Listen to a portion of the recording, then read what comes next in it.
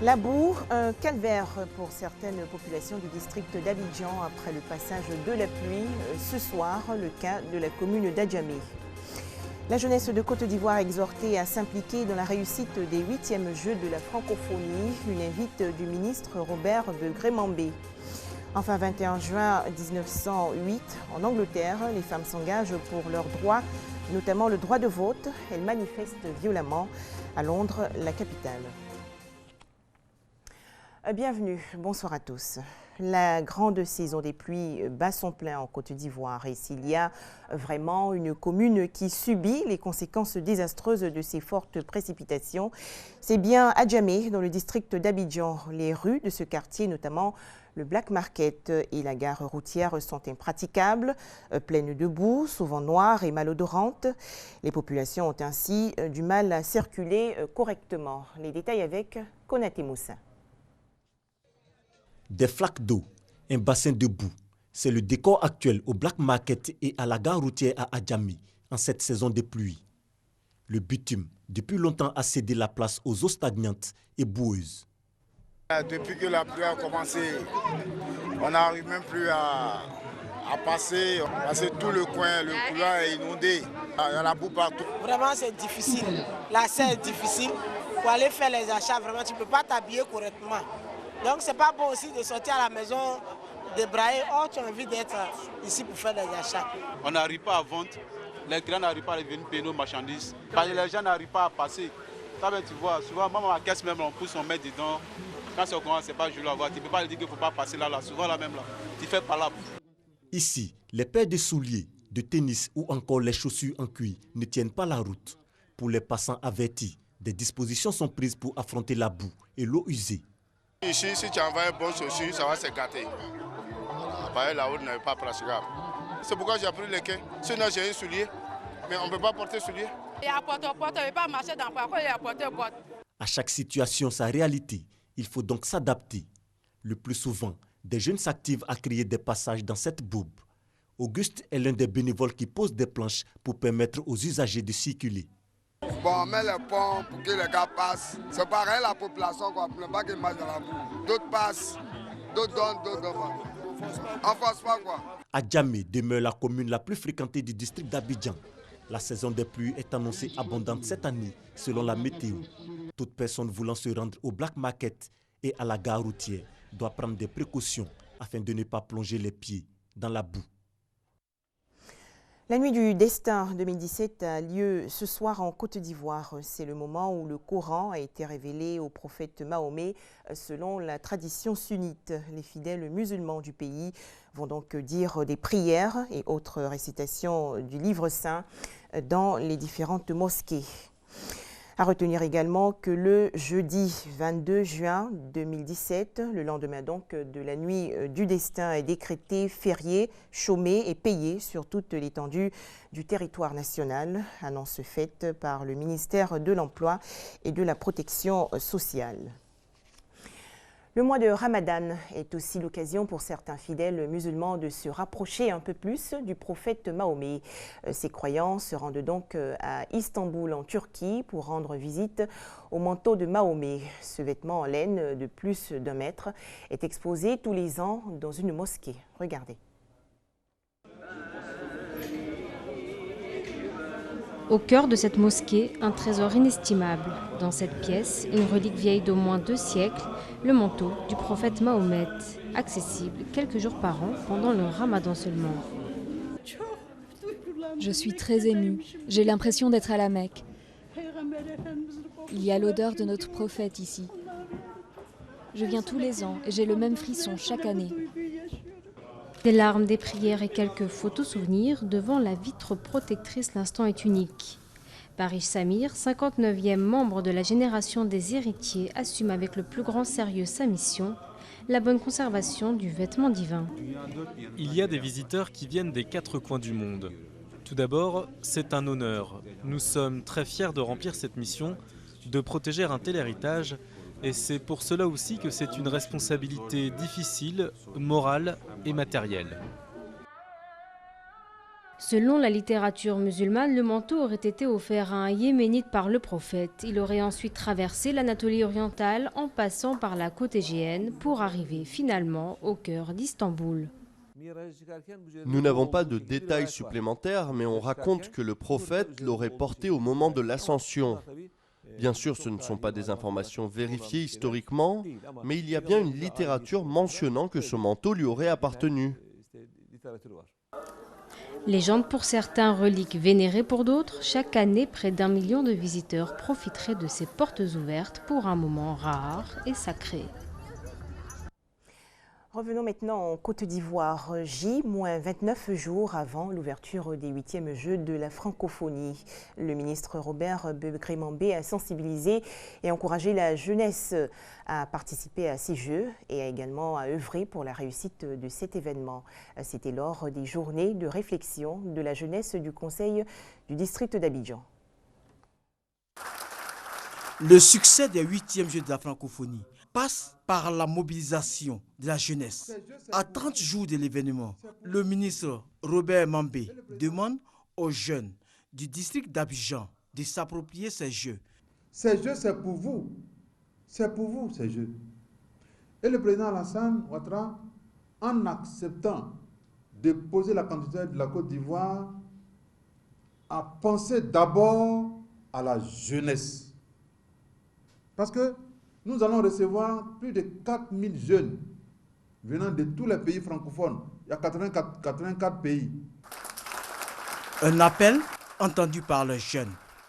Notre objectif, tout mettre en œuvre pour que tous les sites des Jeux soient bondés de monde et que les jeunes sortent massivement pour pouvoir prendre part à ces Jeux-là. Montrer à toute la communauté internationale que la jeunesse ivoirienne est engagée et que c'est un grand plaisir pour nous d'accueillir ces Jeux-là au bord de la lagune ébriée. On a prévu beaucoup de choses. On a prévu des Jeux pour égayer la jeunesse, pour qu'on sente que le jeu de la francophonie, nous l'avons accaparé. C'est une bonne idée parce que ça va permettre à la Côte d'Ivoire de se faire connaître, même si elle est déjà connue au niveau international, mais ça va la faire connaître plus et puis promouvoir sa culture.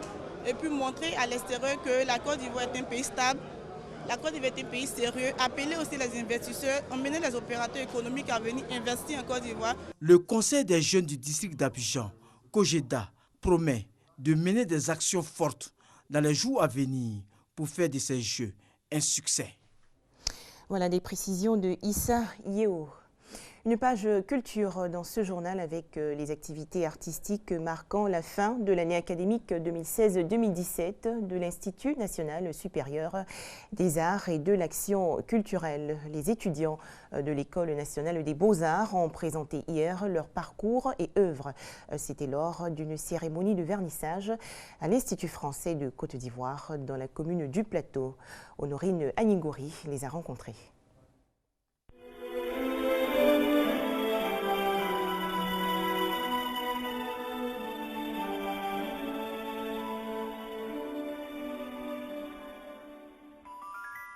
Je travaille sur le travail des enfants mineurs dans le secteur informel.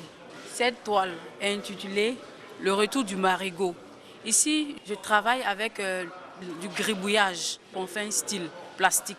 Vous allez remarquer, on sent un désordre, mais quand même organisé à travers les entrelacements, des fils, les lignes, les taches. Après le bac, pour travailler dans cette technique, j'ai fait 5 ans d'années à l'École nationale des beaux-arts. Et la matière utilisée ici est la canette. Donc la technique utilisée, c'est le collage des canettes.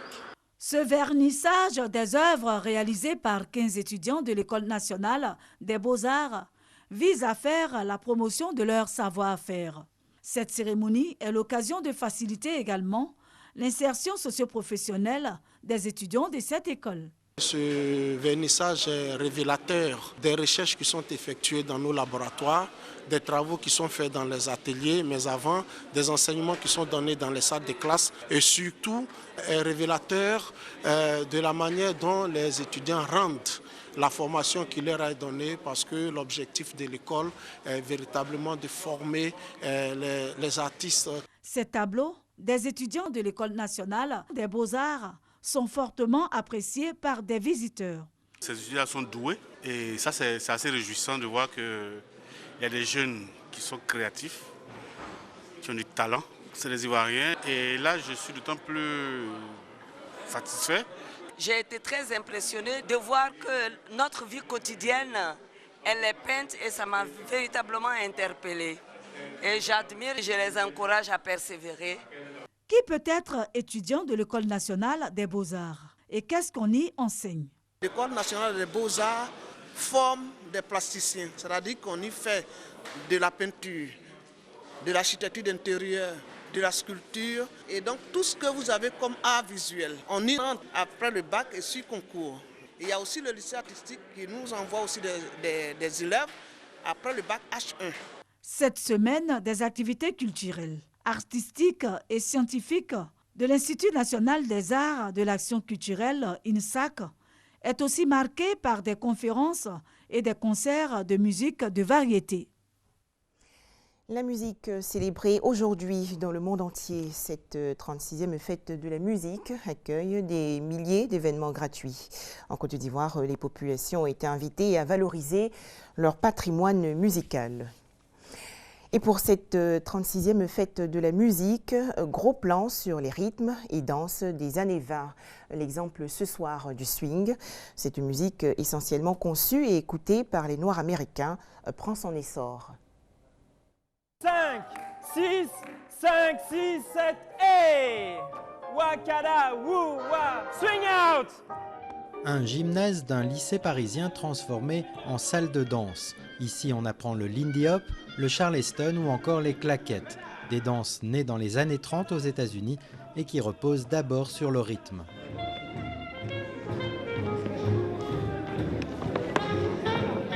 Souvent, vous avez des gens qui disent « Ah, ça swing !» Mais pourquoi ça swing? Ça rebondit. C'est avec la musique, c'est tout ça. Alors on dit « Ah, ça swing !» Et pourquoi ça swing? Pose la question, vous verrez, c'est assez rigolo. Donc le bounce, ça aussi, en plus de la rythmique, c'est un aspect très très important du début de l'apprentissage de cette danse. Depuis quelques années, les écoles de swing connaissent un franc succès dans de nombreux pays. À Paris, Polo a ouvert la sienne en 2002, mais c'est avec la sortie du film de Woody Allen, Minuit à Paris, qu'il a vu les inscriptions s'envoler. Il compte aujourd'hui 900 élèves, souvent très motivés. C'est vraiment des mouvements qui appartiennent pas vraiment à la danse d'aujourd'hui. Quand je vais à la boîte, je danse pas comme ça.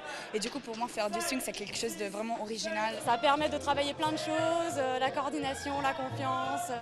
Dans cette fameuse boutique parisienne de mode rétro, la gérante est une ex-danseuse à l'origine des premières soirées swing en France. Parmi ses clients, elle compte de nombreux danseurs des écoles de swing. Ils trouvent ça gai, différent. C'est un peu se mettre en dehors de la norme, en fait, quelque part. Vous voyez, la norme qui est triste.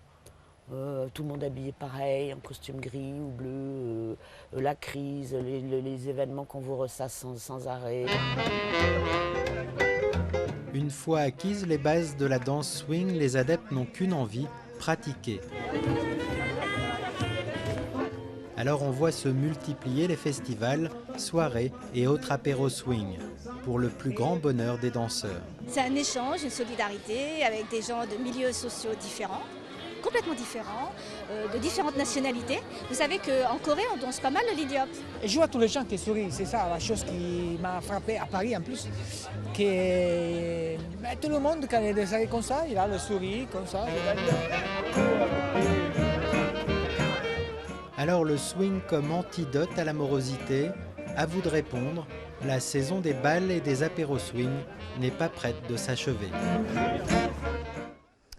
Enfin, l'éphéméride de ce jour va retracer le combat de femmes anglaises qui permirent au Royaume-Uni d'accéder au suffrage universel. Il faut noter que l'Empire britannique de la seconde moitié du XIXe siècle, bien qu'il fût dirigé par la reine Victoria, ne reconnaissait pas aux femmes le droit de vote. Alors le 21 juin 1908, des femmes appartenant au mouvement Les Suffragettes vont manifester violemment à Londres, la capitale.